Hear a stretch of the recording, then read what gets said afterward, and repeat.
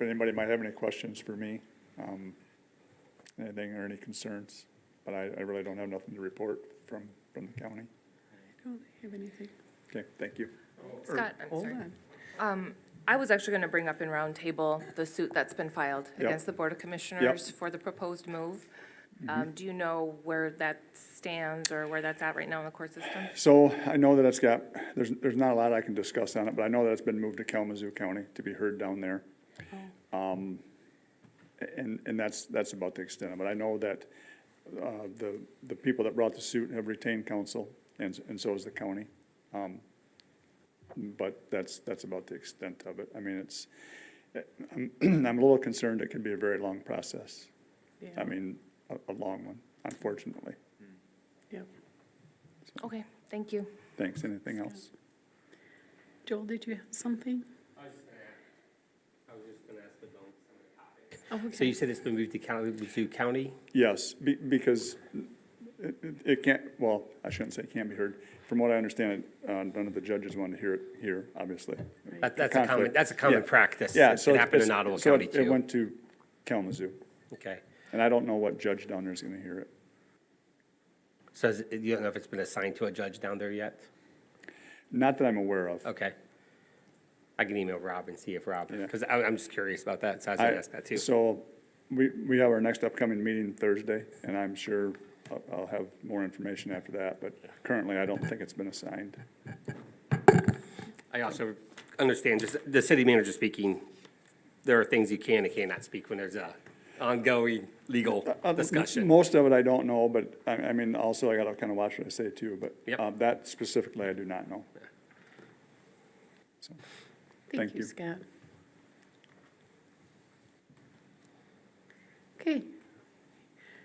No further public comment. We'll move on down to number 3, the roundtable discussion amongst council members. Does anybody have anything for roundtable tonight? Laura, go ahead. Well, I did want to talk about that county proposed move and the suit, but wanted to bring up first that I just received a few letters from some teens at Ellie White Middle School, and they just asked that council be aware that they would like to have more activities for teens to do in town. So I wanted to bring that forward to everyone. That is something that was brought to my attention, and I think Teresa got a couple too. So I know this has come up frequently of different, activities for different age groups and things like that. So just wanted to mention that. But I know that I have brought this up several times about having some sort of a resolution from the city as far as the proposed county move. And just wanted to kind of bring that up and see if council is at all interested in pursuing that at this point.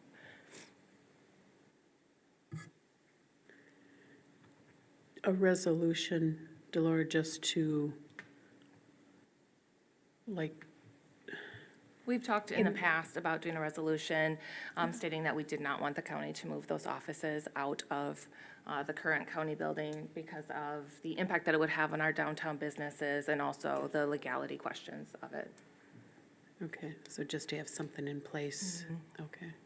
And I think we had been given a couple examples that other townships had been looking at as far as entering those, and I'm not sure if they did. I know Allegan Township had thought about it, Gunplain as well, Martin Township. So I'm not sure where they stand in their, municipalities or their township groups, but. So that's probably something we should discuss right now, if it's something we want to direct staff to write up something, or what do people feel? I think we should. I had been contacted by someone who had went to the last meeting, and they were quite nasty to her. One of the people bringing up forth the suit. And the commissioners, I don't know if Scott was, I'm not putting you on that, Scott, but I understood that they were not very nice to the lady.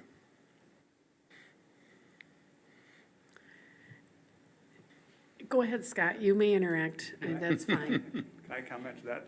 I don't think that was at a commissioners meeting that I haven't That's- missed one, and, there was nothing inappropriate that I seen, anything just at what- all like that. Well, it was brought up to my attention. and On I behalf of just- myself or any other commissioner, I don't know if they had a private meeting or something like that. And then, just to comment on your points. So Hopkins Township actually passed one of those resolutions. But theirs stated they didn't want to move without a vote of the electorate, without the vote of the people. And Valley Township did the same thing. Allegan Township, didn't want nothing to do with it. They was like, we're fine, whatever, you know. Monterey Township, I represent them, that was the same way. But I will tell you, as far as the number of people moving out there, the net move to the city of Allegan, the net move of people, I think is about like 120 because of the on point coming here. So it's still quite a net gain of people coming here. And I think the number going out to the Dumont Lake facility would be very minimal as far as number of people. And also probably the number of, for lack of a better word, customers for those offices, because they're more than likely there'll be a satellite office here. So if somebody feels comfortable still coming to this facility, they can. Some of the northern people from the county will be going to Dumont Lake, I assume, or doing it virtually. But as far as jobs, it'll be a net gain to the city of Allegan. So I think about 120. Thank you, Scott, for that information. Thanks, Scott. And I think we had received information from former Commissioner Thiel that the treasurer's office typically served over 20,000 people in their building. And I had spoken to security at one point, and they said on a given day, they've got about 200 to 750 people that walk through that door. So, and a lot of those are to Register of Deeds and to the treasurer's office. So it does impact just the traffic in town.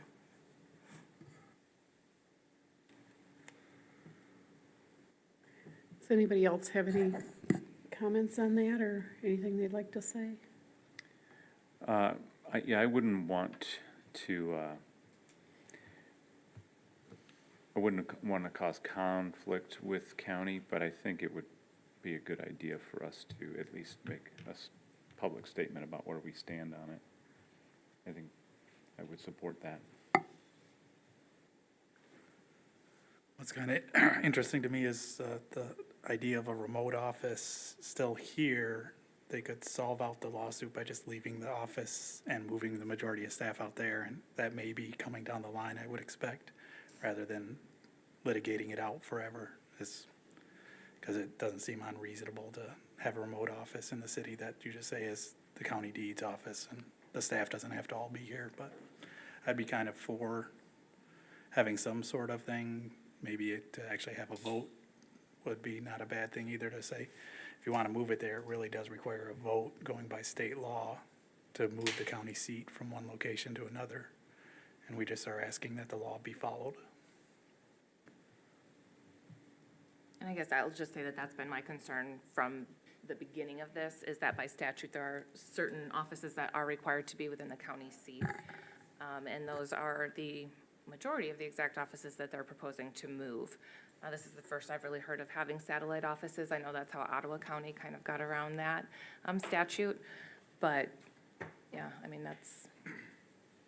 that's the real crux for me, is that I don't have any doubt that the city of Allegan is considered the county seat. And I have a letter that Rob Sorrow had written that, in fact, that he mentioned that the city of Allegan was the county seat. And he has also mentioned that that's why they built the office for the sheriff where they did. So it was within the city limits, but.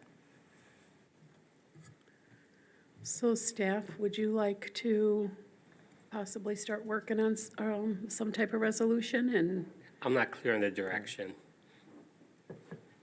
And, yeah.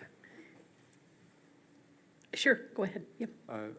Well, it seems like this is primarily a legal question at this point, given that the court is taking it on in Kalamazoo. So I'm not sure we've got a lot to add to that legal question at this point, because that's getting taken care of And I know that the Board of Commissioners did a lot of due diligence on their planning. I'm not sure I have enough information to weigh in on the validity of their choice here. So that's why I'm not, I can't really be supportive of a resolution at this time.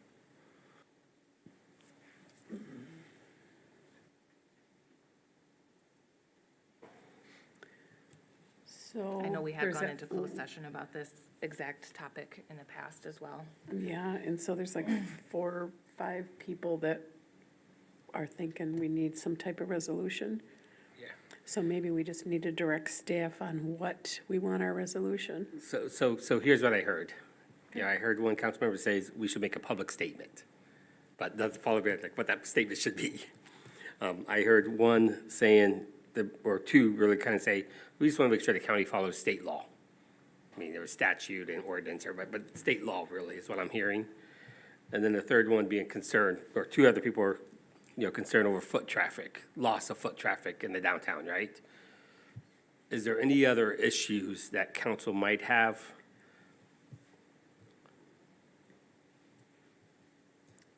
Those are my main I- concerns. Yeah, mine too. Okay, so then I see, now I'm seeing some direction, okay? When I said I wasn't sure in the direction, I just wasn't sure, so I want to Okay. verify. So I can, staff can work on a resolution that says, along the lines, as the county goes through this decision-making process, and, I mean, I think Councilmember Redding, is correct, there's a legal process that started, so. But it's making a public statement, I think, what Mayor Pro Tem Byrd wants us to do. Create, this resolution that as the county goes through this process, we want them to ensure that they follow state law, that, we don't lose foot traffic and, Allegan, we don't lose our, lack of a better phrase, our standing as the county seat.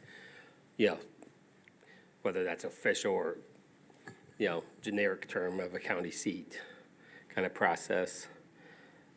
Is that kind of the direction you guys are thinking? Okay, I think that's something we can work on and get together or email it out to you to make sure we're not misstepping. Do you still have the one that I think I forwarded her? So we have the ones that the county clerk, Bob Janetsky, that's boilerplate in every other single township. My advice to council is let's not boilerplate it. Let's make it our public statement, not a, cut and paste one. Just a good starting It's a point. it's a great starting point, and we'll use that as the starting point. I think our city attorney also worked on some language when he was looking at this a year ago, so when it first bubbled up as an issue. That's all I've got.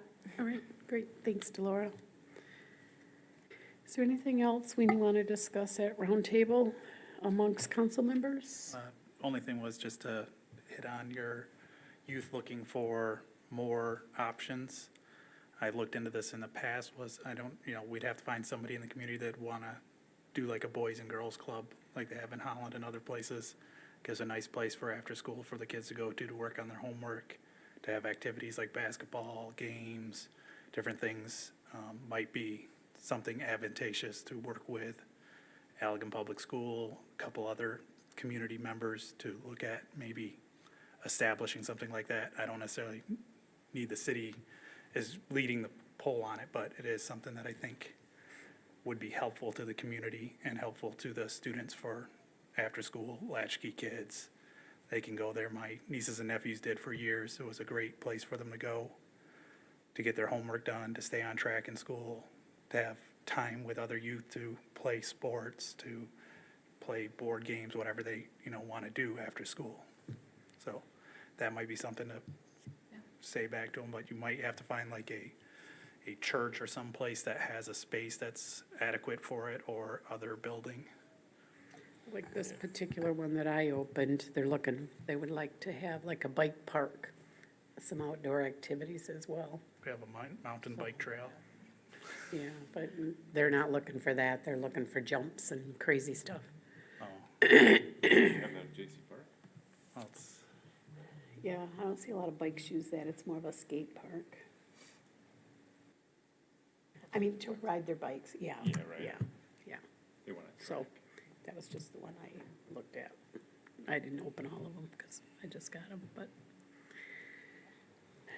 Just real quick, I would second Councilmember Hans. My kids benefited from the Boys and Girls Club in the Holland area. We lived 3 blocks from it, and it was an old church that joined churches with another thing, so they had an empty building and basketball court, pool tables, foosball tables, computer learning lab, mini library, just a hangout place, a concession stand. I mean, it was the place you went in Holland after school. The kids just descended upon that structure, and it was all privately run, nonprofit. It was a really, really cool. I know we used to have the Baptist church down here had a, what did they call it? Teen center. Yeah. But that wasn't open like after school and stuff. That was more of a weekend thing. But I'm not sure if that's what these kids are looking for. They want to, Well, anything would be better than them hanging out in our public restrooms. Causing issues down there Exactly. because I was just down there when there was another incident, so.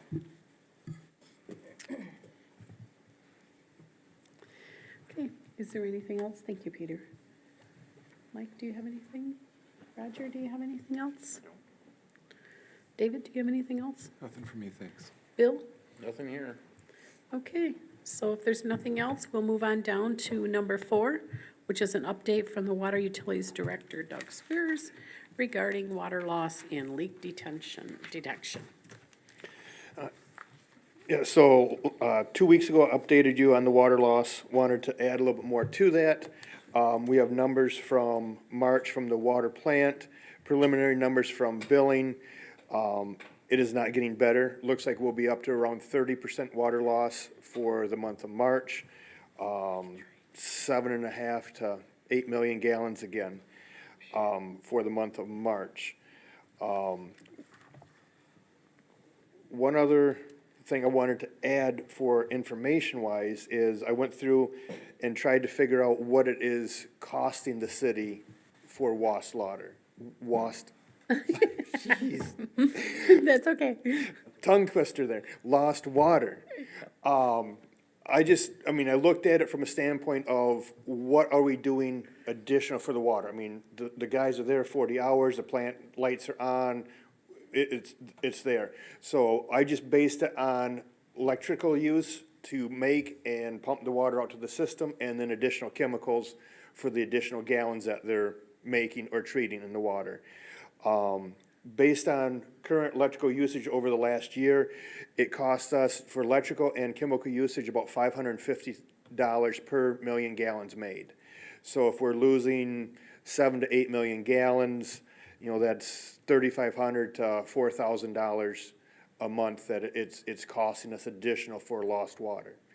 On one hand, I'd say that's not a whole lot in the big picture, but on the other hand, it's costing all of the residents that much for us to make it and essentially water the ground wherever it's going. So, it's something we need to take care of. To me, that puts a dollar figure to what we're losing, each month. Since the last meeting, I have received a couple of quotes, two for equipment. They're both for the same brand of equipment from 2 different suppliers. The equipment, if we purchased ourselves, would run us about $32,000 for the equipment. And then it would take the manpower to go out there and do it ourselves.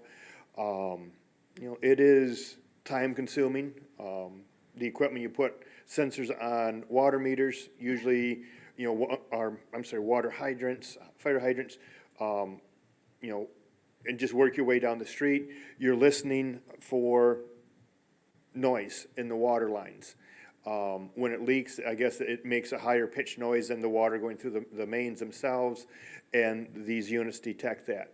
Then there's a second unit that once you've detected, you narrow it down, you take the second unit, and that's actually putting a headphone on the ground, and they claim that they can pinpoint it within inches of where the leak is with the second unit. So that's purchasing the equipment ourselves.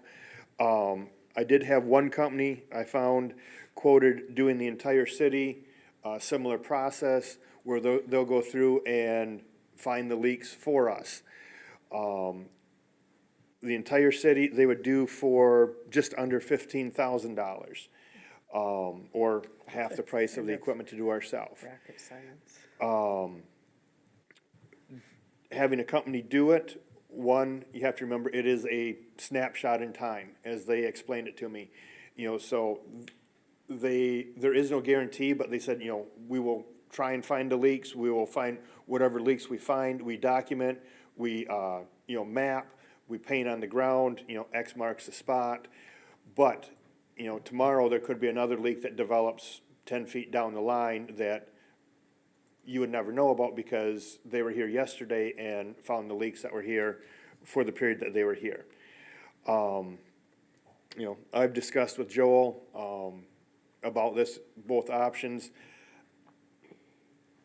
Honestly, myself, I can see going either way. I mean, we have a lot going on. I really don't want to take more staff away from what we already have going on to do it. But on the other hand, I think the city would benefit by having the equipment on hand for future years to be able to, do leak detection as we're flushing hydrants, as we're doing other maintenance around the city. So I can see a benefit either way. I asked to be put on the agenda tonight to bring it to your attention because I would like to have at least a recommendation to bring to you next council meeting on either purchasing equipment or going with the service. So I guess I'm here to answer any other questions you may have right now. I don't have any questions. I have a statement. I think right now we need to get a contractor in here and our main focus be this leak, the big leak. That's just my opinion. I mean, eventually down the road, you're right, we may want our own equipment, and use our manpower to do it, but I think our main focus right now needs to be to get this I think it's a major leak fixed. Well, Yeah, I'd view it as, exactly. if it's about $4,000 a month, the difference between the equipment cost and the contractor is the equipment cost is 4 months of our leak.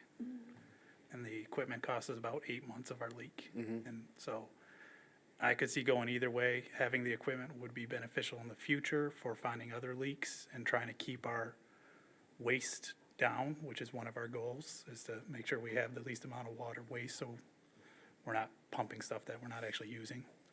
But I definitely do want to see some movement on this.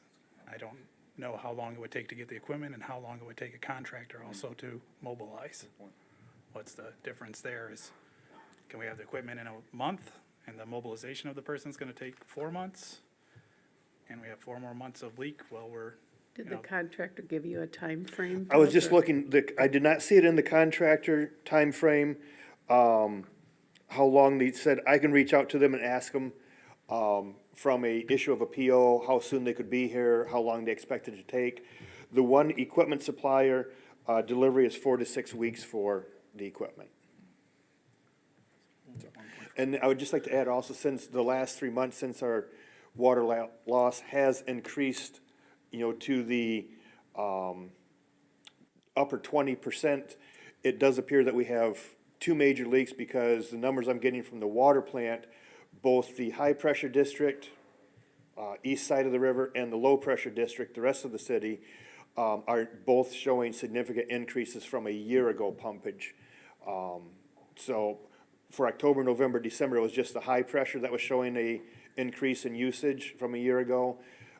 When the water loss went up in January, now it's showing on both sides, in both districts. So I have a feeling that there is a major leak in both of them. Someone said to me, well, maybe it's just a bunch of little leaks, but coincidence of a bunch of little leaks occurring at one time to give us the appearance of one major leak is, not a real good chance of that. I think it's just maybe, it could be a couple larger leaks, in each district, but. I could see with all the water line replacements that we may have had, one that formed a leak, or as we directional bore, accidentally nick one of our own pipes and we're getting these leaks from it, or it could just be coincidence and the road shifted and the water line broke. But we have been doing a lot of work on replacement services. A lot more than And, we usually do. To that note, I mean, it's not only us, we've actually, last year, we found 2 sewers that a gas company had drilled through the center of the sewer main. So, it isn't only water service replacement, there's a lot of drilling going on around town. So, Dave, did you have a question? My question was which path would get us to finding the leak faster, which is sort of what Councilmember Hans was asking too. Yeah, my opinion would be contracting it out would be faster, just because, I mean, we could dedicate staff to it, but then they get called off for something else, and, you know, by hiring it, it's dedicated, whether they have 1, 2, however many people they put on it, but they would have a time frame. And, That makes sense, yeah. And plus, they have to learn how to use the equipment. pardon me? They have to learn how to use the equipment that's coming in. So Yep. there's another, probably a couple weeks to get Yep, professional and at it. hiring it, I would say, you know, then you have the professional ears and eyes looking at the equipment right then and there, doing it. So, you know, if it is a contractor, it appears, I mean, we would probably have someone there helping them, you know, identifying where all the lines are, you know, looking over the shoulder, not, you know, the whole time they're here, but, you know, occasionally. So, you know, there would be some learning going on there with the contractor also, for when and if the city did purchase equipment in the future. Yeah, my only concern is if the contractor comes back with mobilization of 6 to 9 months, then that may change my Yeah, decision. and I will try and find that out. Sure, go ahead. Delora. And that's what I was just gonna ask too, Doug, is if you can find out, like, what the ETA would be for that contractor, that would be the route that I would be in favor of right now, because I feel this is verging on like an emergency, because we were at 10% or below after all of those water meter replacements. So to see this huge spike in water loss is to me very concerning, and Yeah. the quicker we can pinpoint that and get it fixed, the better. Yep.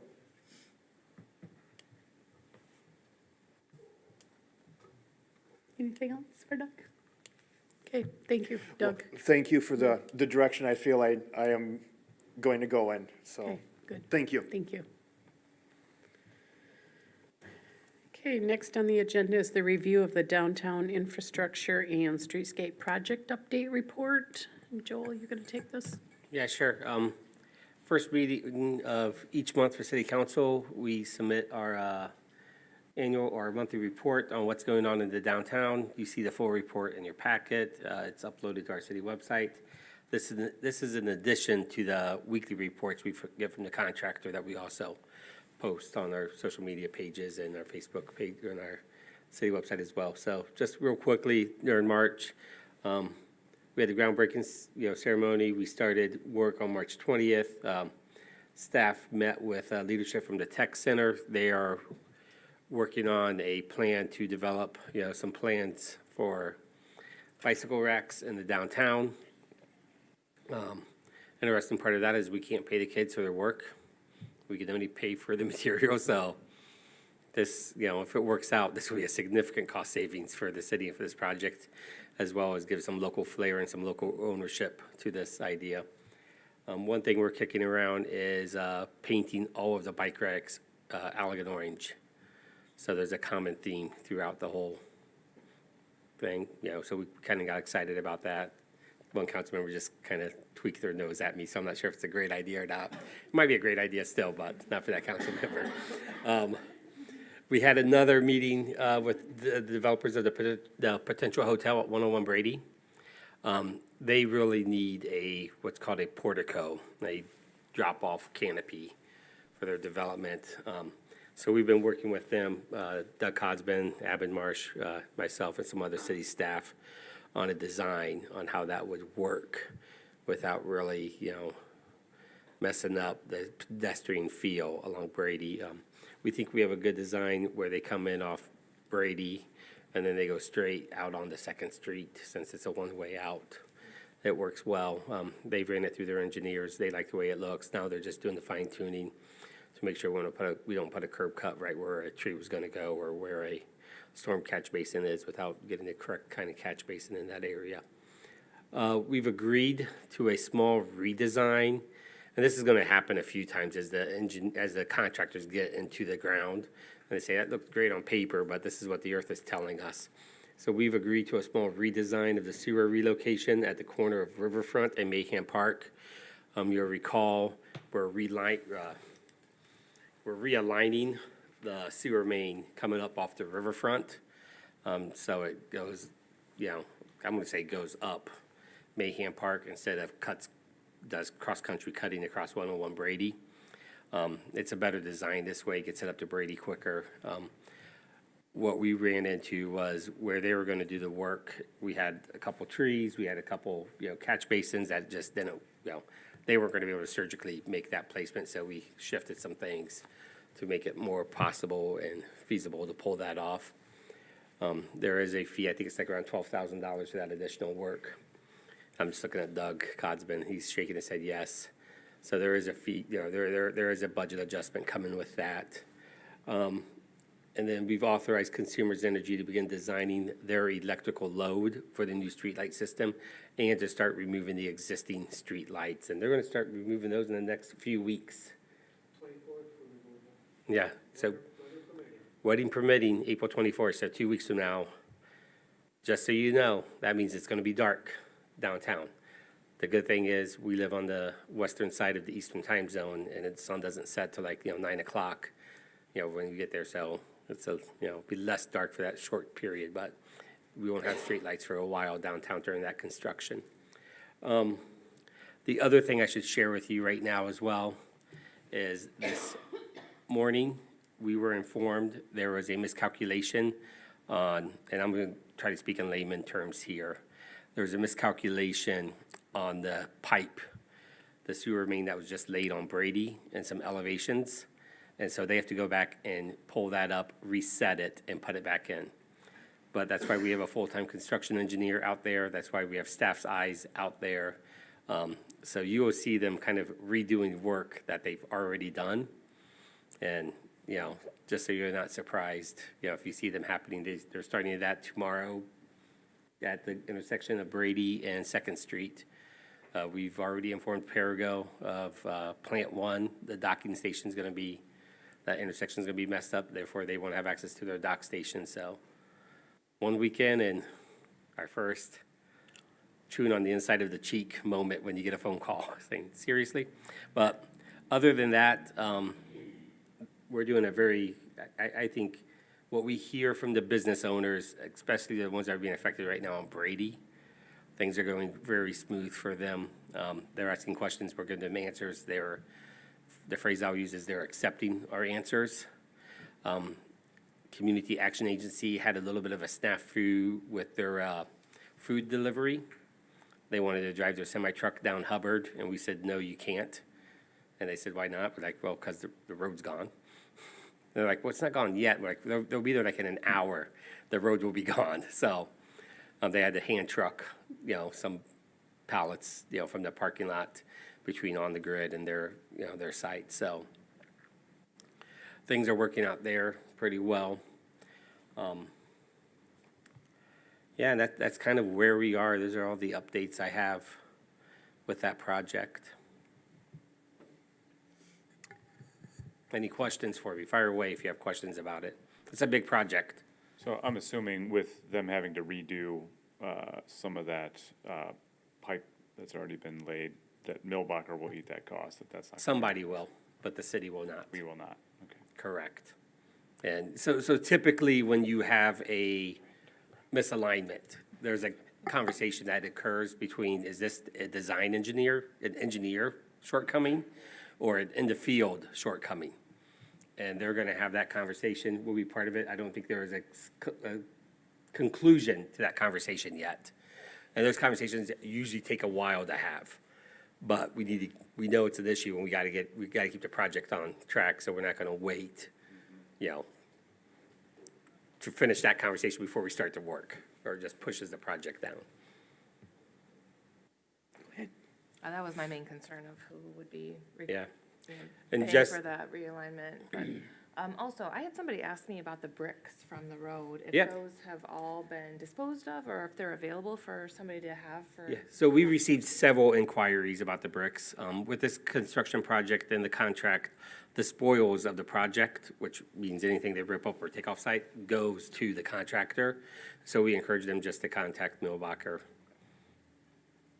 And I know they will say, have at 'em, they are here and here. Oh, cool. Yeah, they were glad to, That's there awesome. was people downtown getting them the day off, Great. and they were Yeah, so if they still have excited. them, people can contact Millbacher. That's what we're instructing people to do. I was encouraged to have them stockpile at some city lot, and then I could organize a $1 a brick sale, and just, we don't have the time for that. They can contact Millbacher and, pull that off. It was neat, really neat, though, and kind of nostalgic when you saw the first layer of pavement off, you saw the flat brick. There's part of me saying, can we just stop the project now? Not worry about the quality of the utilities, Doug's utilities beneath the road, because that looked really sharp. It looked really, really sharp. And I was surprised the number of people I seen carrying bricks around, and the number of people who were actually there to see what was going on. A lot of eyes on. When I'm out and about in town and, people see me, whether, be at Shane Dory for the Cove or the Eagles or Tantric or shopping in any of the local stores, I'm gonna stop wearing my jacket as the city manager, because everyone is asking questions, and they're all positive, But they're all great. they really And they're telling me are. their stories about when they were here in the seventies and, what the town used to look like, and so I get some great conversations. So, Yeah. Question, were you able to get with the IT at all to see about linking the buildings through our new conduit that's being laid? And so I did not make that contact with IT. We were meeting with them the next day. They were installing, is it new firewalls they were installing for everything? Yeah. That day.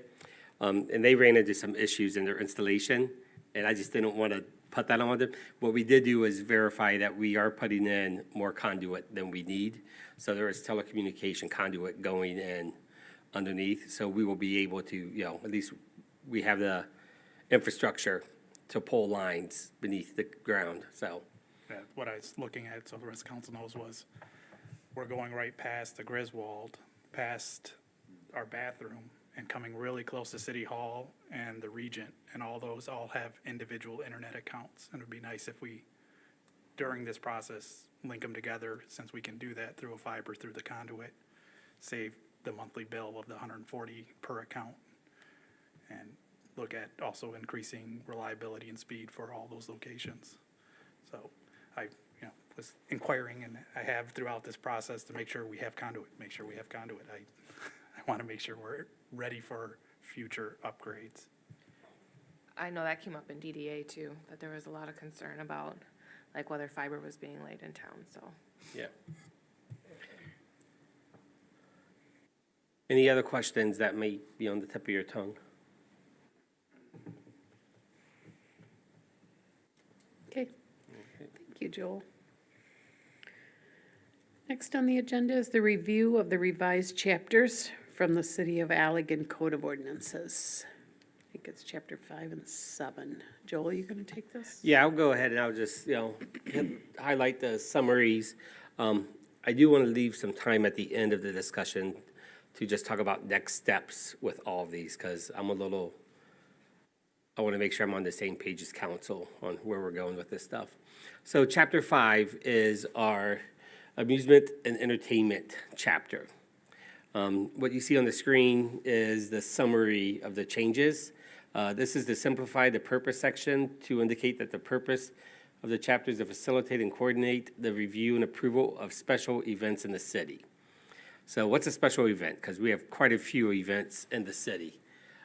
This is a pre-planned event of, one or more days, held either on city property or on private property, where the event will draw more than 500 people, or where city services such as traffic control, police presence, et cetera, is going to be needed. This term special event replaces the fairly vague term entertainment, which is used in our current ordinance.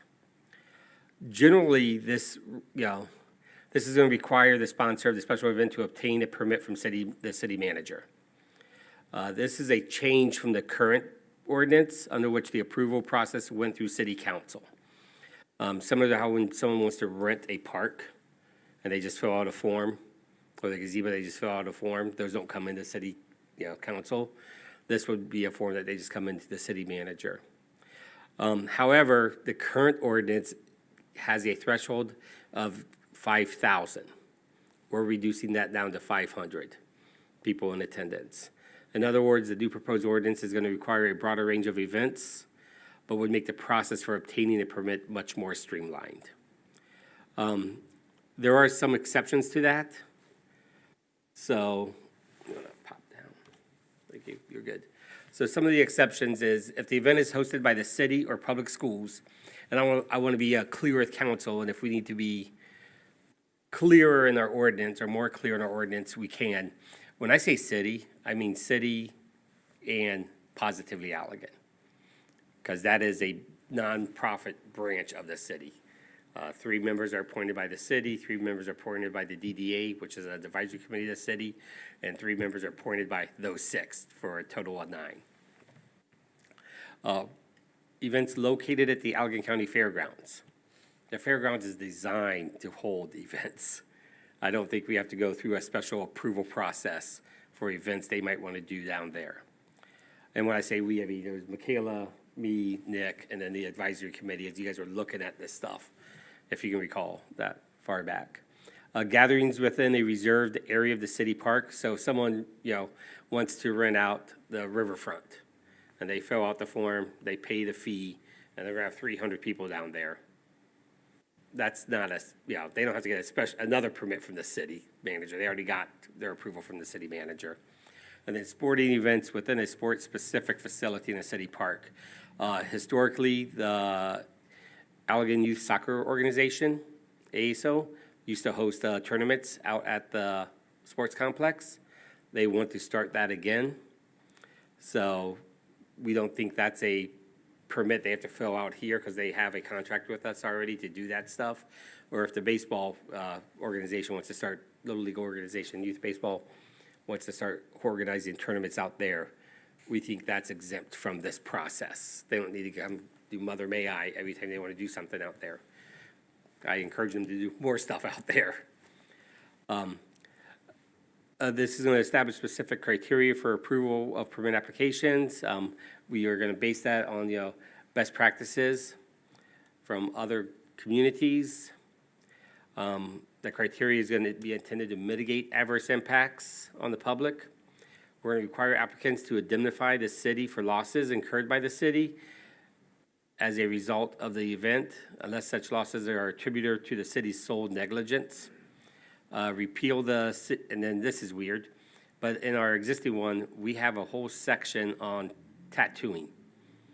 And there is, those that reviewed this said, why are we, having tattoos under this ordinance? And then we were just outright removing it because it's duplicative of a state licensing, process. So those are the changes that we have for Chapter 5. In your packet, you got a copy of the clean ordinance, and you got a copy of the red line ordinance. What's your questions on Chapter 5? This is just a general question for actually, the application, is that the same one that we've already reviewed? Is that being redone or No. is it? No, what? Yeah, so the current one you have right now is our use of city facilities and parks. So we have the basic information up front, contact information, et cetera. Which park you want to use, select that. Right. And it's $20 for 4 hours and then $10 an hour after that.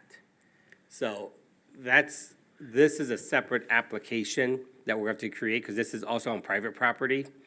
So we're kind of kicking around what kind of big private property would happen. So if you're a local church and you have capacity for 700 people and you want to do a big concert, you're bringing in, a speaker or something.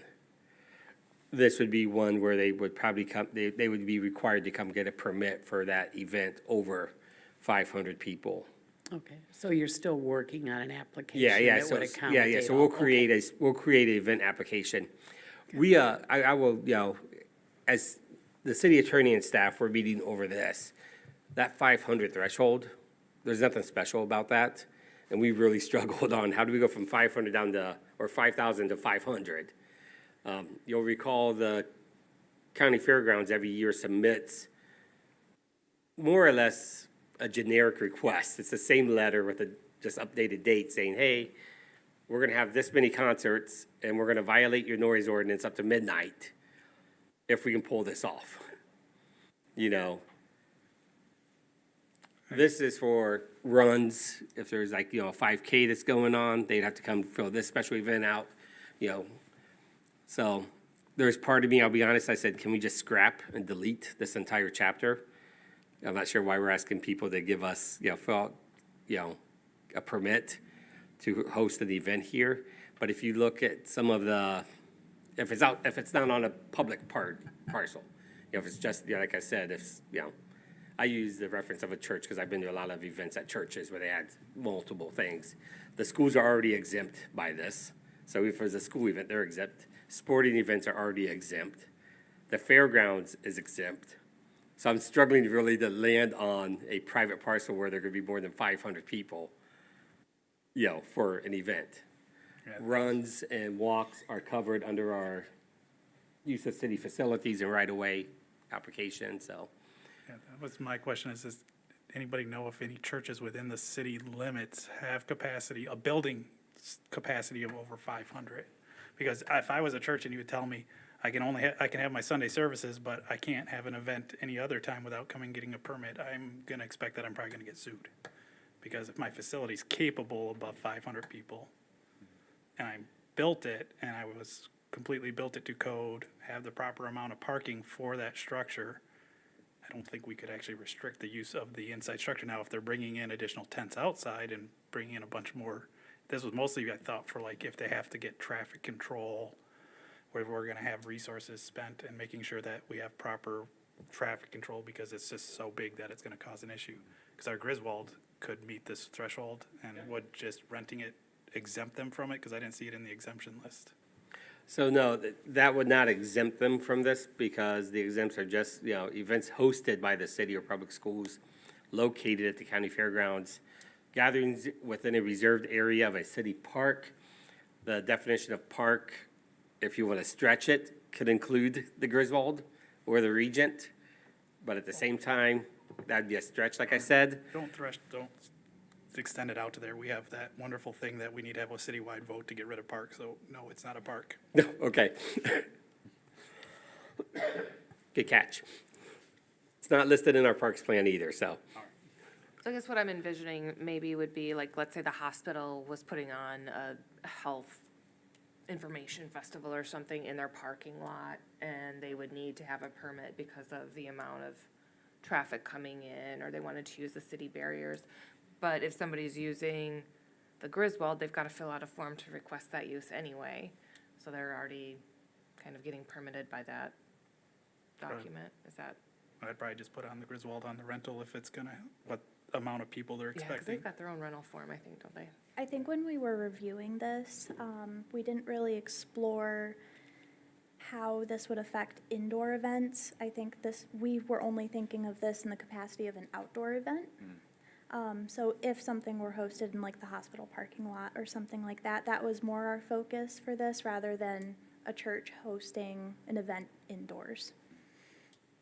I can see the question whether it might be needed or not. Yeah. Is First Baptist in the city limits? It is not. We looked that up to verify.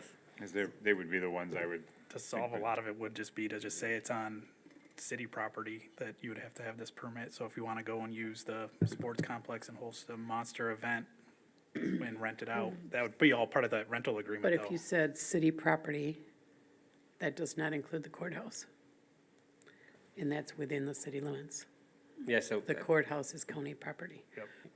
And that parking lot down there. So to say that, this event could go on in the county parking lot.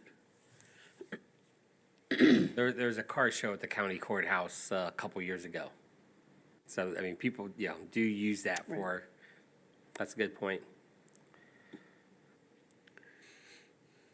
I mean, again, one reason why we struggle with this is we already have all of our policies for our parks. And if you looked at the clean ordinance or the red line ordinance, there's language that says, this doesn't trump, that's a paraphrase I'm using here, something along the lines that our city park reservation policy also is applicable in addition to this ordinance, so. So what are we trying to prevent or control with this? So the prevent is, A massive party at somebody's property. Somebody's Some- coming in with something. but we have noise ordinances for that. We have, disturbing the peace for that. I would offer, one of the things that we're concerned about is just, impact on traffic. So when there is a run or a 5K, do we have enough police to handle that?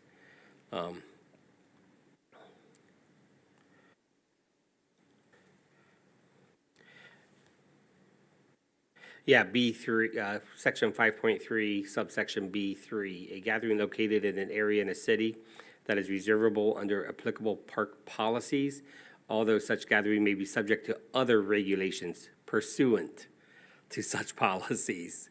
So in the ordinance, we identify we have other policies that might further regulate this. So that was the language I was referencing earlier.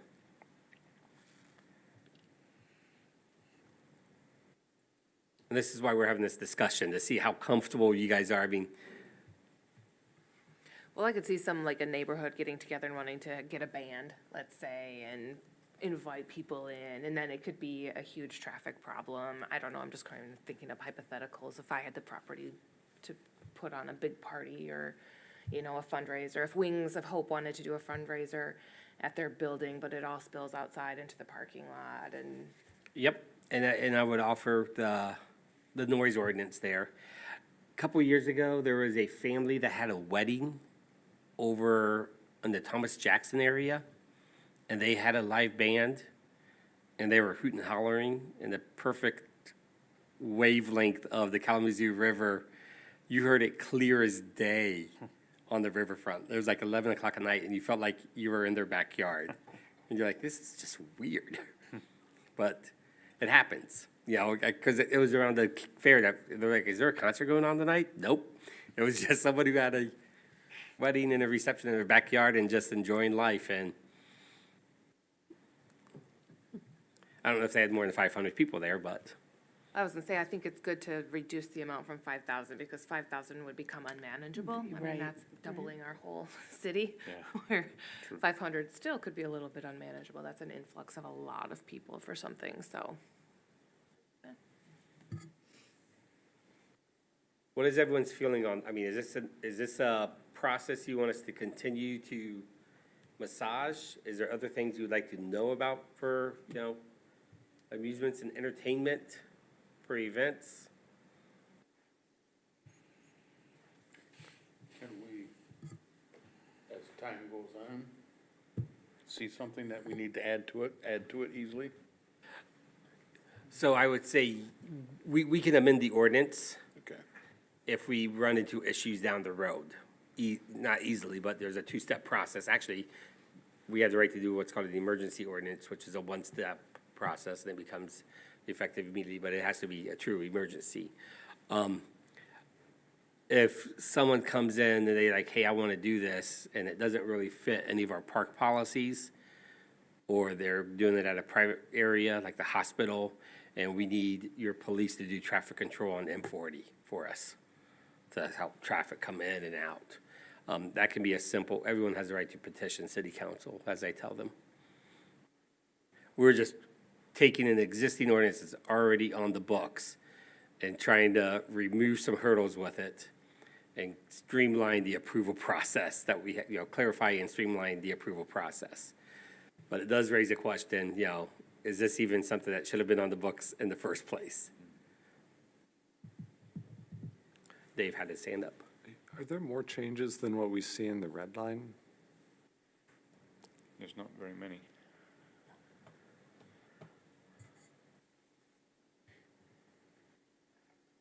So when I go to the clean version, that's page 1, 2, 3, 4. And when I go to red line, 1, 2, 3, 4. So no, it's really just that, it looks like it's that one top that Nick Curcio put in here. That's the only change to the ordinance? That can't be true. McKenna, do we have the correct one in here? Because where's the 500 and 5,000? So this is one of those chapters where so many changes had to be made, where there was. Nick started from scratch he- on this one? Yes, he used an ordinance from another community that he was familiar with. And so the red line version that you see is pretty much the version that Nick came up with. And then we've since made changes since he first gave us a rewrite of the chapter. So, I mean, if we were to redline the ordinance that's currently on our books, it would basically just be all red. So that's why you see a red line like you do in the packet. So it's not a red line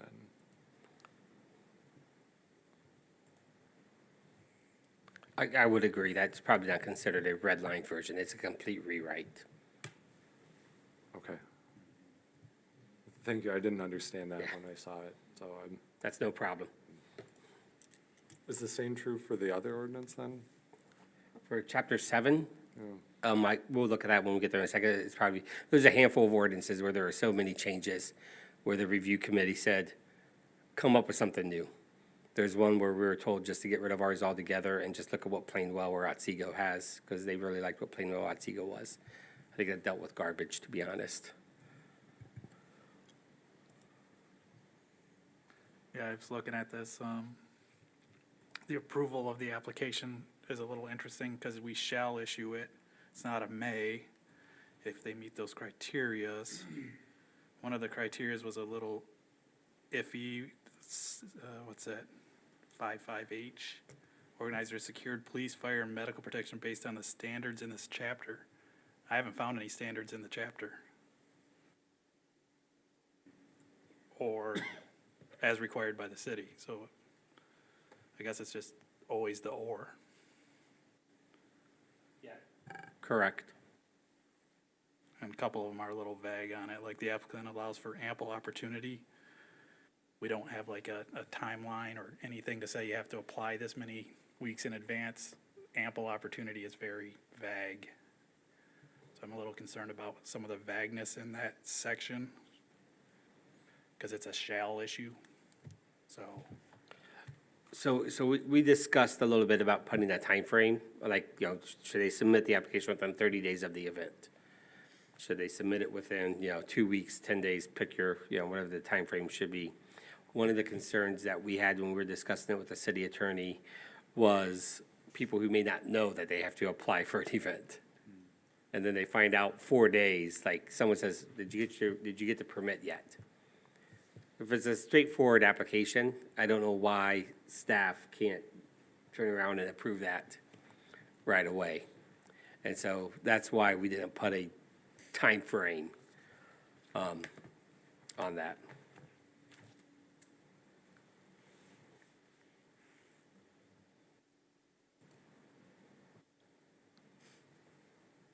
Well, we kind of did put a time frame, but we just called it ample opportunity. Which, that's why I said it's vague. So, So the larger question I heard from Mayor Pro Tem Byrd was, is this type of permit even necessary?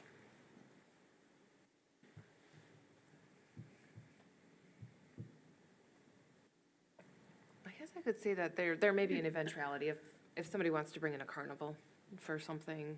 Again, I'll do the hospital or, something, or a circus. No, I know. I knew, I was gonna say that, Laura, but I. Did you say carnival? I heard circus, is what I heard. just remember the application shall be approved. It's not may, so you don't get to Oh, deny we it might just need because you to don't like it. redline that word shall to may. So I guess, I don't see that it would be a bad thing to keep it. It may need a little bit of tweaking, but I think it's kind of a way to address some of the other ordinances that you would possibly be in violation, such as noise ordinances if you're having a large event. And that's why we kind of have this application for the noise, and if there's traffic issues, to say, hey, if you're gonna have this large event, let us know and we'll help you. You know, in essence, have you thought about the traffic, where you're gonna park? You know, do you need any city police officers to help in direction of traffic because of this corner is a difficult corner and we don't wanna see people get injured because there's just too many cars and somebody's not paying attention? I would look at this as the city being aware of what's going on. You know, maybe not to this extent, but at least, when they know there's gonna be an extra 500 people in the city, or, you know. I'll be honest, Dave, I'm thinking of like your neighborhood and Mintex, like all that property. If they wanted to have like a raging party or something out there, or like a fundraiser or something for something, you know, they've got a lot of land that they could bring a band in and have all of that, where that would be something I would think that the city would want to have knowledge of. Yeah, if we can, those are good points, and if we have a good reason to do it, I think that's good. I just wanted to ask the question of, do we need it? Or why do we need it?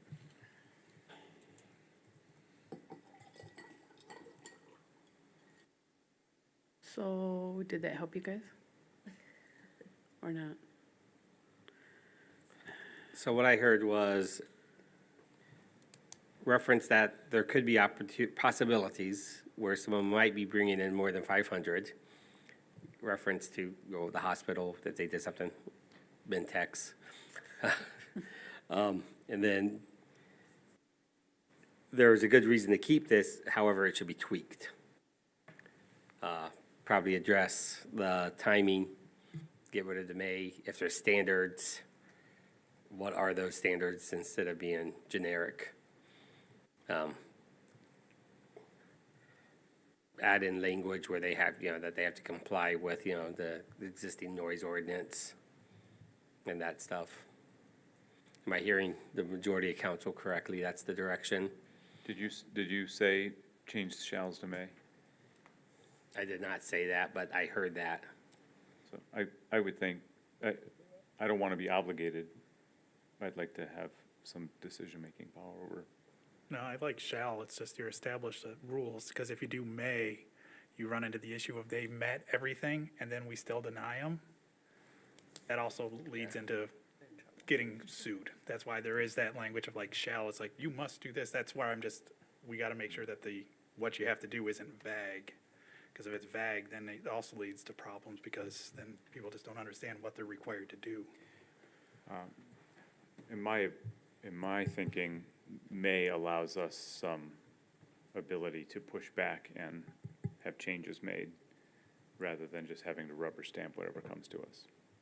Not saying we deny it, but to say, we'd like to see this. Well, the these city things manager happen. approves all of this. This is taken for special events, not coming to city council. Oh, it comes to you. It comes to me, Gotcha. yeah. All right, then I don't care, you can do what you want to do. Well, I really would like some clear yes or no. Because I don't ever want to be on the hot seat of, why did you say no to Bob, but yes to Mary? Yeah.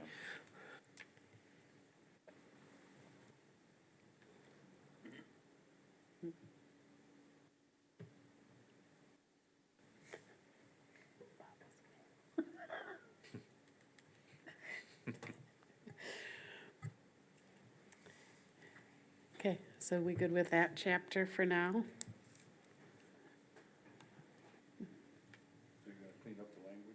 Gonna clean up the language. Get rid of maze? Nope. Yeah, get rid of maze.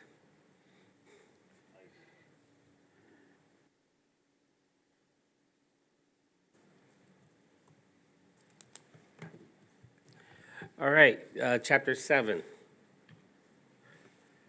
The summary of what we accomplished and this stuff. Give me one moment.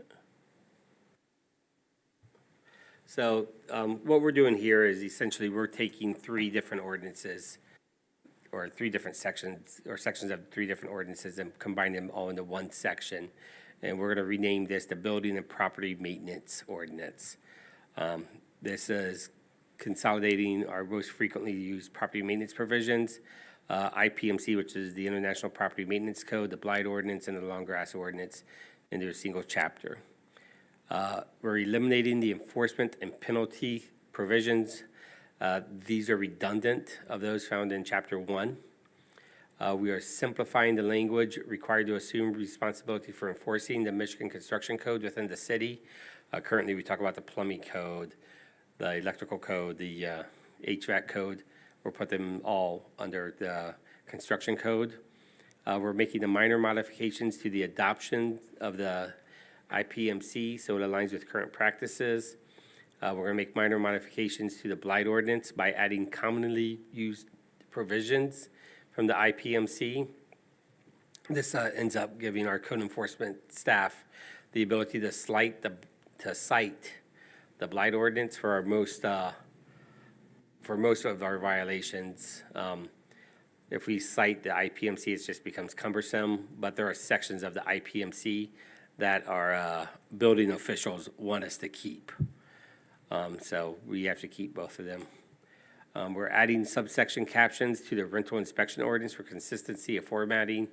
And then we eliminate regulations on building demolition because that's regulated under the Michigan Construction Code. So again, where the Michigan Construction Code or the Michigan traffic law covered something, we decided not to be redundant with our own local language.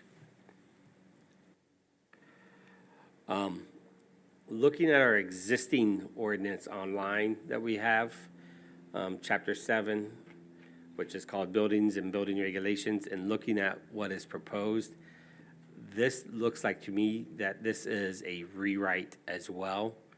The red line version is just a handful of construction or a handful of changes, I think, where Nick deleted what we were recommending.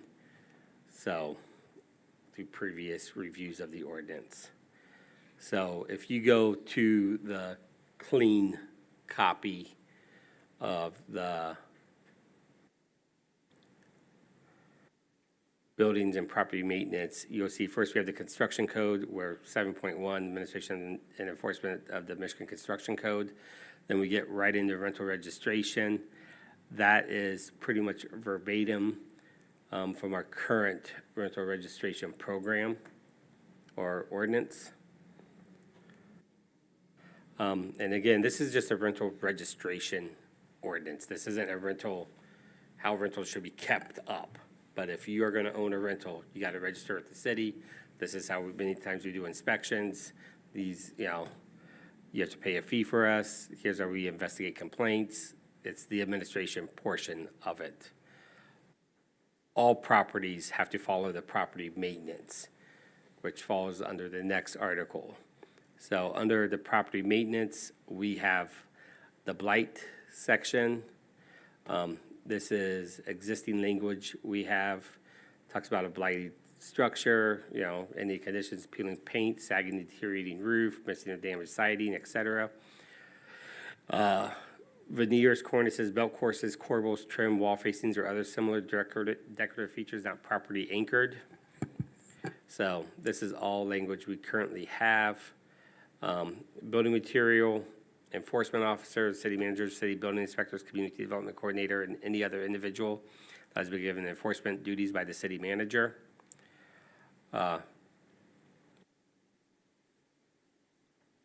We are changing our enforcement. So when we get to the long grass part down below, we're being very clear that a posting on the property is notice. So if you have long grass, we post it. You have 48 hours to remove the long grass. If you don't remove the long grass, which means cut the long grass, then we can go in and then do the cutting for you. I think last year we had 135 properties that were posted by our police department, and we ended up abating 50 of them, roughly, I think, off the top of my head. So just walk you through that process and how that works. And yeah, that is pretty much, what we're taking is all of our different codes and putting them under this one in this general area. Any questions regarding this?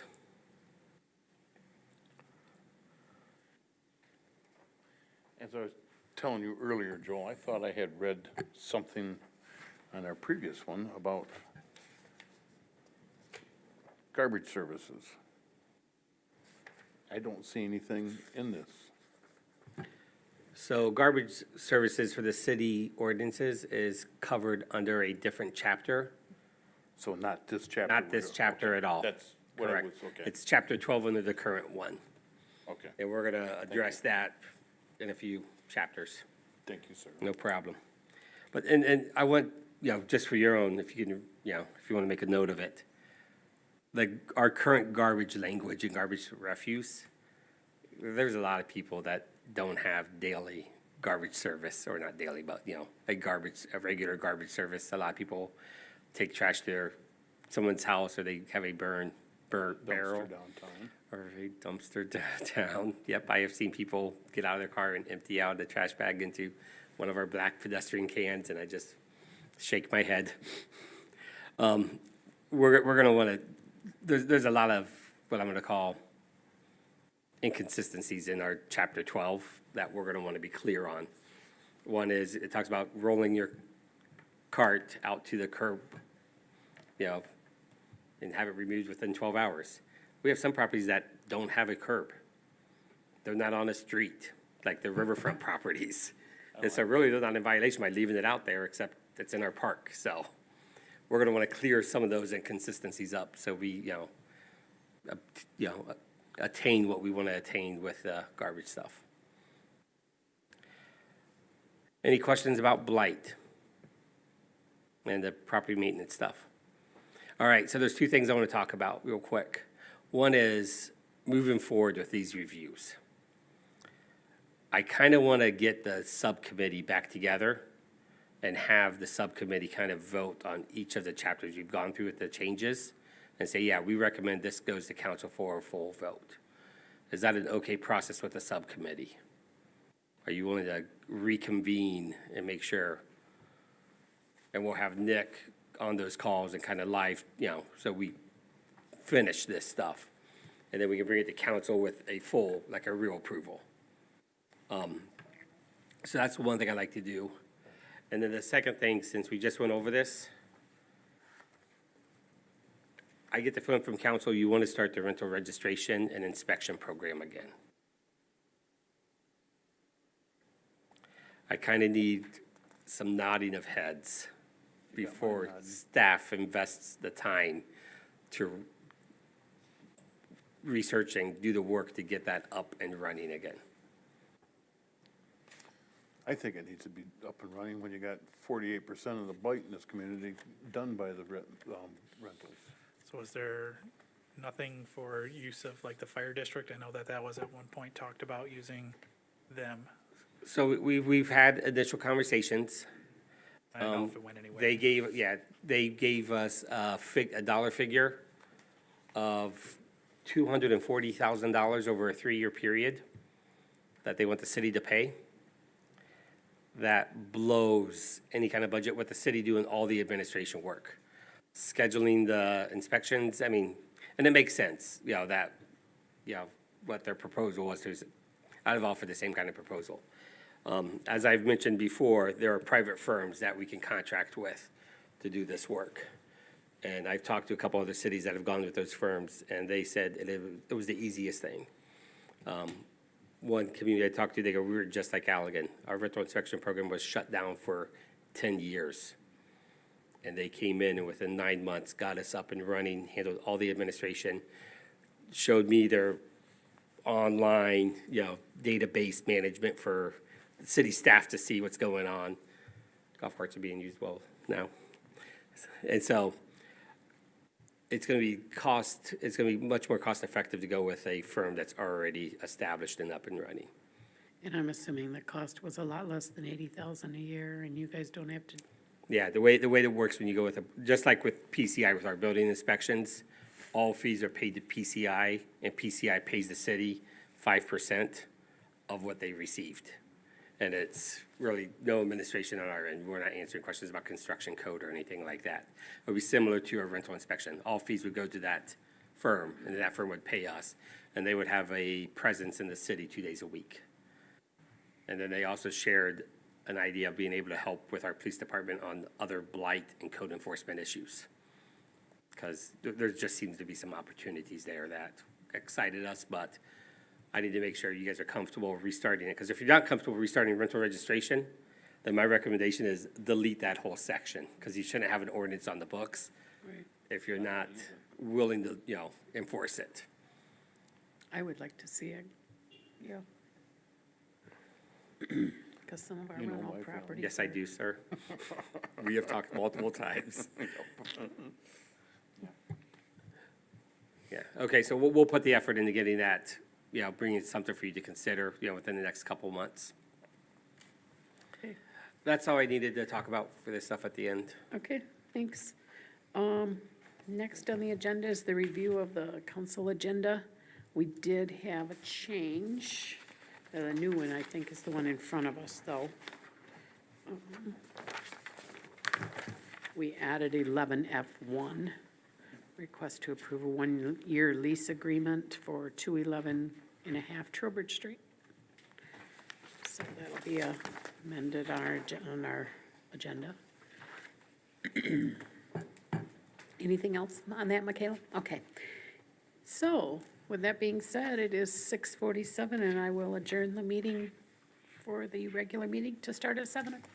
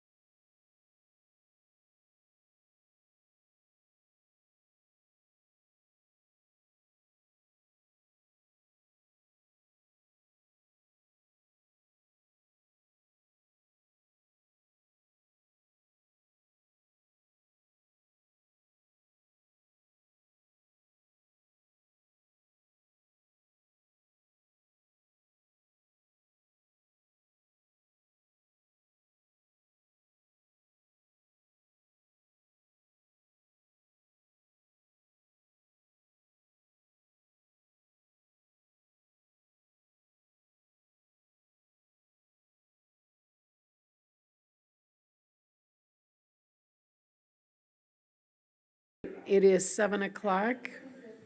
Mayor Pro Tem.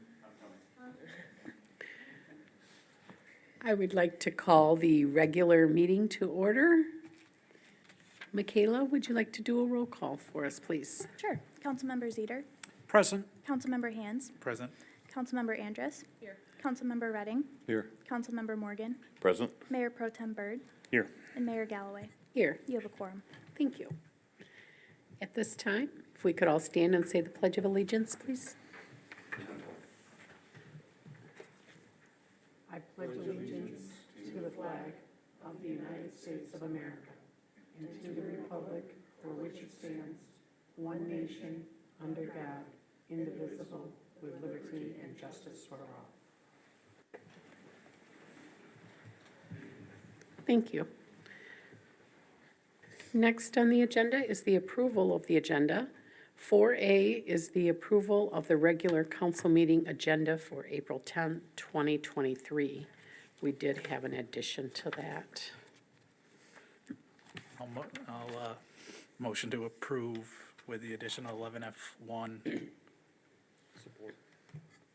It has been moved and supported. All in favor, please signal by saying aye. Aye. Aye. All opposed, same sign. Motion carries. Next on the agenda is the approval of the minutes. For 5A, we have approval of the study session minutes from March 27th, 2023 council meeting.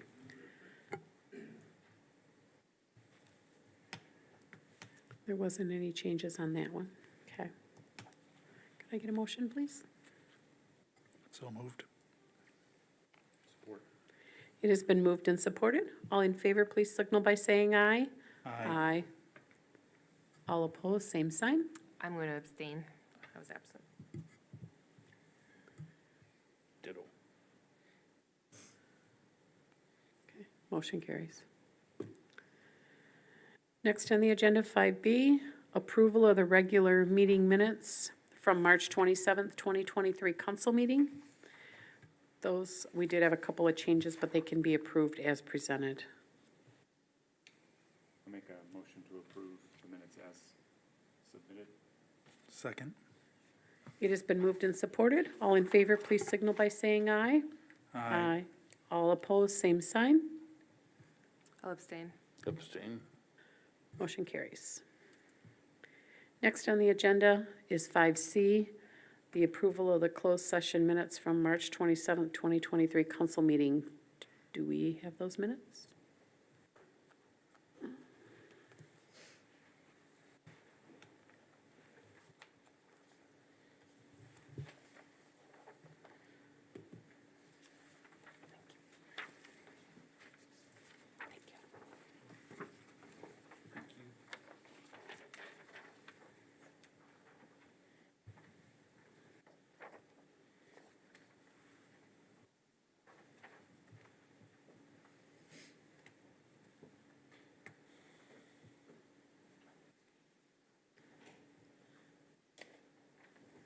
I'll make a motion to approve.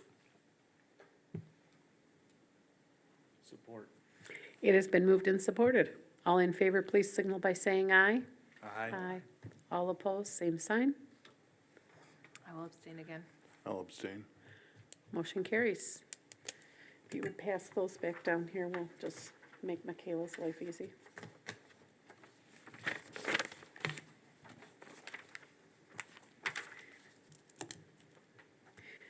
Next on the agenda is special presentations and recognitions by mayor or council. 6A is Arbor Day Proclamation from myself. And at this time, I'm going to read you the Arbor Day Proclamation. Whereas in 1872, J. Sterling Morton proposed to the Nebraska Board of Agriculture that a special day be set aside for the planting of trees. And whereas this holiday, called Arbor Day, was first observed with the planting of more than 1 million trees in Nebraska, and Arbor Day is now observed throughout the nation and the world. And whereas trees can reduce the erosion of our precious topsoil by wind and water, cut heating and cooling cost, moderate the temperature, clean the air, produce oxygen, and provide habitat for wildlife. And whereas trees are a renewable source giving us paper, wood for our homes, fuel for our fires, and countless other wood products and byproducts. And whereas trees in our city increase property values, enhance the economic vitality of business areas, and beautify our community. And whereas the city of Allegan has been recognized as a Tree City USA by the National Arbor Day Foundation for the past 36 years and desires to continue its tree planting ways. Now, therefore, I, Teresa Galloway, Mayor of the City of Allegan, do hereby proclaim the last Friday in the month of April as Arbor Day in the City of Allegan. And I urge all citizens to support efforts to care for our trees and woodlands and to support our city's community forestry program. Further, I urge all citizens to plant trees to gladden their hearts and promote the well-being of present and future generations. Dated this 10th day of April of 2023.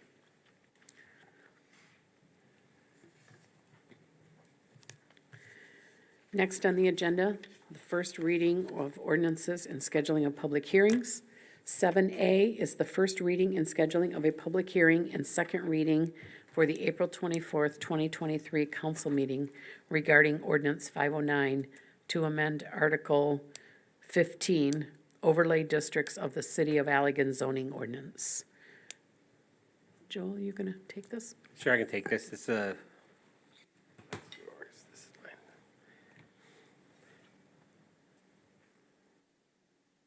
Yeah, so tonight, council, you're just doing the first reading on Ordinance 509.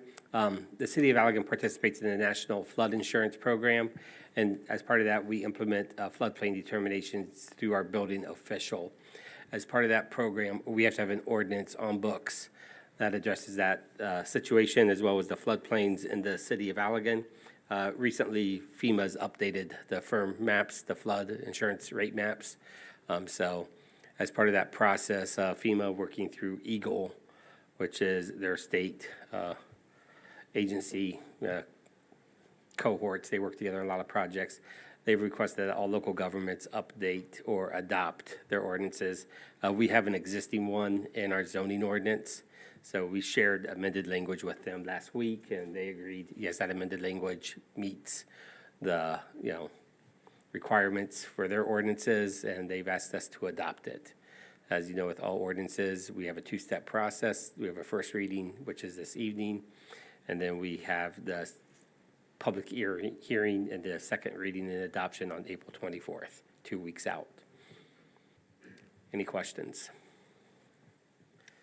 Is this the same study that was done a few years ago that put the Mill District in the floodplain? Is this the same study? So the Mill District's always been in the floodplain, or portions thereof. They went through and updated the maps a few years ago. They go through a public comment period. And so I would say, yeah, it's the same study, but it's, But I thought there was a change the last time, and that's why we had a building project there that got scrapped, because there was a change in that. no. It wasn't. The change there is that for the funding for that project, since they were using federal funding through low-income tax credits, the ingress and egress to the development could not be in a floodplain. And the bridge, the Mill District Bridge, I think is like a foot or 18 inches below the floodplain level. Okay. Unfortunately, when that was reconstructed in the late 90s or early 2000s, they didn't put an arch in it, but, All right, thank you. yeah.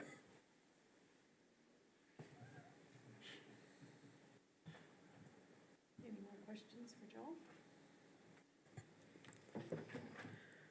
I move to schedule the public hearing for Ordinance 509 to amend Article 15 on April 24th, also for the second reading. Second that. It has been moved and supported. All in favor, please signal by saying aye. Aye. Aye. All opposed, same sign. Motion carries. Next on the agenda is any public comment? Anybody here that has any public comment? This would be for items not on the agenda.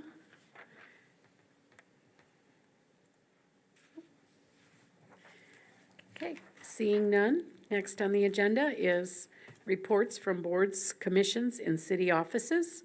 11A, is city boards, commissions, and area agents, that's wrong. 11B is the finance department. 11B1, request to approve accounts payable and payroll. Roger, please. Yes, we have accounts payable in the amount of $620,237.68, and payroll in the amount of $120,156.62, for a total disbursement of $740,394.30. I make a motion to approve. I will support. It has been moved and supported. All in favor, please signal by saying aye. Aye. All opposed, same sign. Motion carries. Next, 11E, Public Works. 11E1, request to adopt Resolution 2310 to authorize the mayor to sign the MDOT contract and certificates for restriping and crack sealing at Padgham Airfields. Yes, MDOT is advertising for bids, or they recently received bids for striping and crack sealing at airports throughout the state. In order for us to participate in that program, the mayor has to sign an autograph of contract, and there's 3 certifications that need her signature as well. So this is part of the process to get that balance done that was omitted last year at the airport. Okay, thank you, Doug. Any questions for Doug? Okay, can we get a motion? So moved. Support. It has been moved and supported. All in favor, please signal by saying aye. Aye. All opposed, same sign. Motion carries. Thank you, Doug. Next on the agenda is 11F1, request to approve a 1-year lease agreement for 211.5 Trowbridge Street. Parker? Sure. You may recall at the previous city council meeting, I mentioned that the Horde of the Dragon elected not to renew their lease, their 1-year lease that they had signed, which ended on March 31st. And I also briefly mentioned that there was another interested party. That interested party is here in the audience tonight, and they do have intentions on signing a 1-year lease for that space. While I could compare it to the Horde of the Dragon just for brevity's sake, they do intend on doing some tabletop gaming, but a different business model than how the Horde operated. So, like I mentioned, the party is in the audience. If you have questions of them, and they're welcome to come to the podium if so. But otherwise, that lease agreement was included in your packet. Thank you, Parker. Is there any questions? I was just say I'd love to invite them up to kind of hear what your Yeah, if your you guys business have plan and anything to model add. is. I felt like it was very vague. That's what I said. When I was reading in the No name? packet, I'm like, all right, who is How it? you doing? We decided that we wanted to try and get the lease on the property because we liked the community that we built there, and we knew previous leasers, it was too much stress. So kind of looked at it and be like, well, no one else is going to manage it, so we're just going to. We didn't want to lose the people that we had. Yeah. And we started to grow more and more and more, and everyone was kind of sad to let it go, so we chose not to let it go. Yeah. So did you work with the previous No, people we then? actually met them, went in, loved who they are, they're great people, and we still talk to them. And they said that they're willing to help us whenever we need, if we have any questions, Yeah. but, It was just too stressful for the people managing it, really. yeah. They had too much things going on in their life at the time, and they made it through the whole year. They did do that, so. But I think it's about, somebody else has to take responsibility for it, really. So Parker said it's going to be similar, but is it going to be different than? It's what gonna the be Horde was? similar. One of the things that we wanted to do was change the store up a little. When Horde of the Dragon took over, they didn't really do any remodeling, or not remodeling, but Painting, they didn't theming, revamp. they what found was some there. store shelves that they had around and stuff, and we thought, Yeah. it was a little tacky, and we thought if we were gonna work towards it, like, we would actually try and create an environment that was more pleasant to be in. But other than that, mostly what we're selling is exactly the same. It's for the community that we've had for quite a while there. Yeah. Now, will be for playing on premises as well, or, Yes. so it'll be D&D and, or a lot of other ones as well? D&D, Flesh and Blood, Magic. Revision 1, 2, 3, or 5 of D&D? And will you allow It half depends races? on the play group. Depends. Honestly, it definitely depends on the play group, because everyone fights. Is half races gonna be allowed? Pick an older version, yeah. But our goal is to make it like a fantasy adventure tavern. Right. Something that people can embrace. How's Peter know all Yeah, those things? pitch the idea a lot There's around Holland, and they're like, you build it, we'll come. lots of geeks in the world that Nice. follow a lot of Yeah. topics. They need an environment to do their passions. No. We hope we can do it. Can you guys introduce yourselves? Like, what are your names? Oh, I'm Jacob Joins. I was originally born up in Leadington, Michigan, joined the Navy, did that for 9 years, and wife said it was time to get out, so. She actually chose back, I met her in Washington, she works at the hair salon in town. Yeah, she's like, I wanna go to Michigan. Never thought I'd ever hear you say that, but my family all moved back down to Allegan, so this is where we kinda ended up. Nice. Welcome. Will Smith, I moved in about 5 years ago, grew up in Jackson County. Yeah, we were looking for a house, and we found, when we went through the historic district, that there was houses that spoke to us. And we wanted something a little different, and we liked the small town environment, because I'm from a small town, Brooklyn, Michigan, where the MIS track is, which is Yeah. loud and annoying. It's the second largest city for about 12 hours in the state from all the campers, but it's been a lot of fun to see what this town has become. Like, it is changing. It's got bumps on the road, but, you know, They're getting re-smoothed out, though, I don't know if you saw that. yeah, We won't have any more bumps on these roads down here. good. All right, well, thank you, guys. Thank you. Welcome. Thanks for having Good luck us. to you, yeah.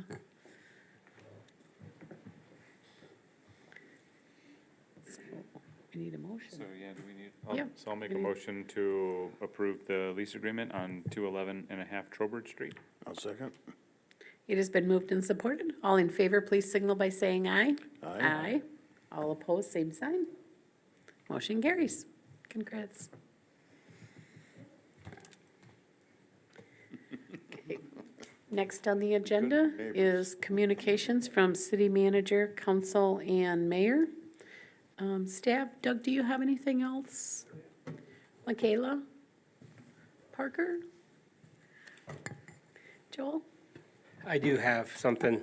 I need to know from the city council what you want to do with the HDC. It's kind of just hanging out there. So I'm not sure how council wants to come to a decision on, the future of the HDC. You've received a report from the HDC. You received a memo from the city attorney.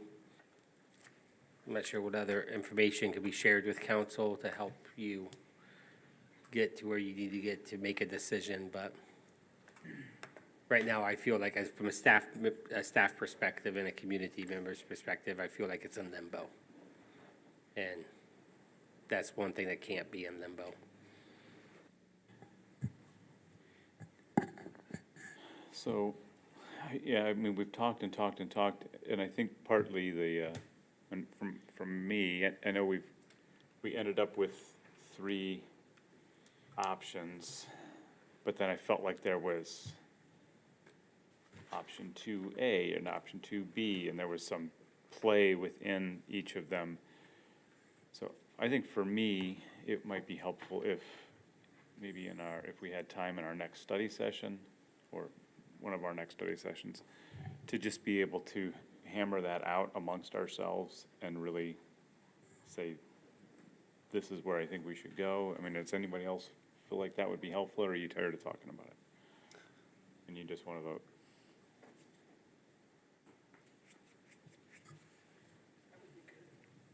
You would- I wouldn't mind having a final discussion, but I think it's really important, not only for those commission members, but for staff and the community, that we have some sort of a deadline when we make a decision Yeah. on how we're gonna move forward. So, whether we discuss at a study session and make a final decision at the not that meeting after, but like the following meeting, whatever that's Yeah. gonna be. This has been discussed Yeah, for a very long time. yeah. And it's time to, I agree. So could we put that on our study session for the next meeting, please? And then does everybody still have those three options, or do we need that emailed again? I was gonna ask to meet with you or Roger, one of the members that was there at the closed session, so I could get a really good idea of what the discussion was like. Okay. Could you email that again to us, the three options, please? Thank you. Anything else, Joel? Just a reminder, as discussed at the last meeting, it's been discussed a couple of times, but your first budget review meeting is this Wednesday, April 12th, 5:30. That's when our regular study session starts, so I'll have pop and candy to keep you engaged, but I don't plan on ordering dinner unless I am directed to. We ordered dinner once and nobody ate it, except for I think Parker took some pizza home. So, unless you really want me to have food for you. But I will have sugary snacks to keep you focused.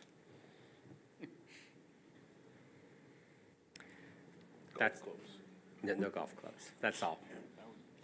And now you have something, Mr. Johnson? I do have Okay. something. We all get the opportunity, and Ryan sits behind a wall, and he doesn't have a chance to say anything. And so he Aw. texted me to remind me, and I'm thankful that he did, that the Allegan Community Players One Act Festival is coming up at the Griswold this weekend on Saturday and Sunday. I'm probably getting the dates wrong, and he's going to text me and tell me that. But this is an annual event that the community players hold, locally written or locally sourced one-act plays that they perform. This is used as a fundraiser event for the community players, and they also have a goal this year of raising extra funds to replace the 40-year-old curtains that are at the Griswold, and that's an undertaking that they want to accomplish for the building. That's just a part of that relationship that they want to strengthen with the city.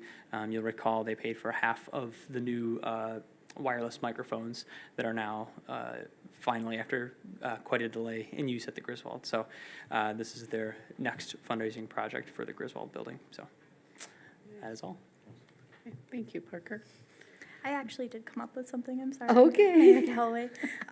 Right. So this afternoon, I emailed some members of the government in the city of Fremont. I had heard from 4 council members about which date would work to host Fremont, and it looked like the 13th of July is going to work for the majority of the people that I heard from. So I'm just waiting to hear back from Fremont to make sure that that date also works for them, and I'll send out some sort of confirmation to council once I've received word from them. Great. Thank you, Michaela, for taking the lead on that and taking care of it. Bill, do you have anything? I do not. Thank you. Dave? Nothing for me, thanks. Okay. Delora? I have a couple things. I was approached by an organizer of an event for Sylvia's Place. And Sylvia's Place is the domestic violence group. And they are having a wine tasting open house at Fen Valley Winery on May the 18th. And they would like tickets to be purchased by May 3rd, and that runs from 6:30 to 8:30. And then I just wanted to take a moment and thank the city for all of their lovely support during a very difficult time for Councilmember Morgan and for myself. And the turning of the bridge light was wonderful, and really, really appreciate that gesture. So, thank you. Mike, do you have anything?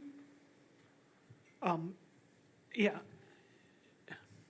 Before this council chamber, over at the Griswold is where we met. And Miss Tessa had donated a home to be there for everyone to see. And now that we're not meeting over there, I feel that should be moved over here. Yeah, like the poem still hangs in the Marilla Lounge at this time, where it had. And we can definitely have a conversation about it being relocated. Okay. Peter? Roger? Oh, nothing from me. I don't think I have anything either. So, if everybody's all set, we will adjourn this meeting at 7:25 PM. Thank you, everyone.